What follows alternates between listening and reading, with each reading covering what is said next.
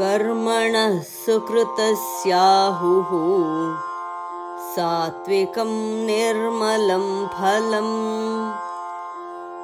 रजसस्तु फलं दुःखम् अज्ञानं तमसः फलम्. The fruit of victorious action is pure and is described as sattvic. The fruit of rajas is sorrow, and ignorance is the fruit of tamas. ಸಾತ್ವಿಕವಾದ ಒಳ್ಳೆಯ ಕರ್ಮಗಳಲ್ಲಿ ನಿರ್ಮಲವಾದ ಫಲವು ಸಿಗುವುದೆಂದು, ರಜಸ್ಸಿಗೆ ದುಃಖವೇ ಫಲವೆಂದು ಮತ್ತು ತಮಸ್ಸಿಗೆ ಅಜ್ಞಾನವೇ ಫಲವೆಂದು ಬಲ್ಲವರು ಹೇಳುತ್ತಾರೆ. ಕರ್ಮಣಃ ಸುಕೃತಸ್ಯಾಹುಃ ಕರ್ಮಣಃ ಸುಕೃತಸ್ಯಾಹುಃ ಕರ್ಮಣಃ ಸುಕೃತಸ್ಯಾಹುಃ ಸಾತ್ವಿಕಂ ನಿರ್ಮಲಂ ಫಲಂ ಸಾತ್ವಿಕಂ ನಿರ್ಮಲಂ ಫಲಂ ಸಾತ್ವಿಕಂ ನಿರ್ಮಲಂ ಫಲಂ. ಕರ್ಮಣಃ ಸುಕೃತಸ್ಯಾಹುಃ ಸಾತ್ವಿಕಂ ನಿರ್ಮಲಂ ಫಲಂ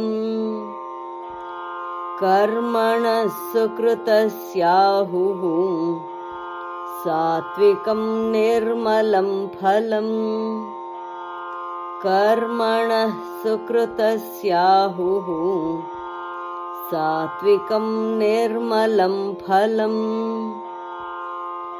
ರಜಸಸ್ತು ಫಲಂ ದುಃಖಂ ರಜಸಸ್ತು ಫಲಂ ದುಃಖಂ ರಜಸಸ್ತು ಫಲಂ ದುಃಖಂ ಅಜ್ಞಾನಂ ತಮಸಃ ಫಲಂ ಅಜ್ಞಾನಂ ತಮಸಃ ಫಲಂ ಅಜ್ಞಾನಂ ತಮಸಃ ಫಲಂ. ರಜಸಸ್ತು ಫಲಂ ದುಃಖಂ ಅಜ್ಞಾನಂ ತಮಸಃ ಫಲಂ ರಜಸಸ್ತು ಫಲಂ ದುಃಖಂ ಅಜ್ಞಾನಂ ತಮಸಃ ಫಲಂ ರಜಸಸ್ತು ಫಲಂ ದುಃಖಂ ಅಜ್ಞಾನಂ ತಮಸಃ ಫಲಂ ರಜಸಸ್ತು ಫಲಂ ದುಃಖಂ ಅಜ್ಞಾನಂ ತಮಸಃ ಫಲಂ.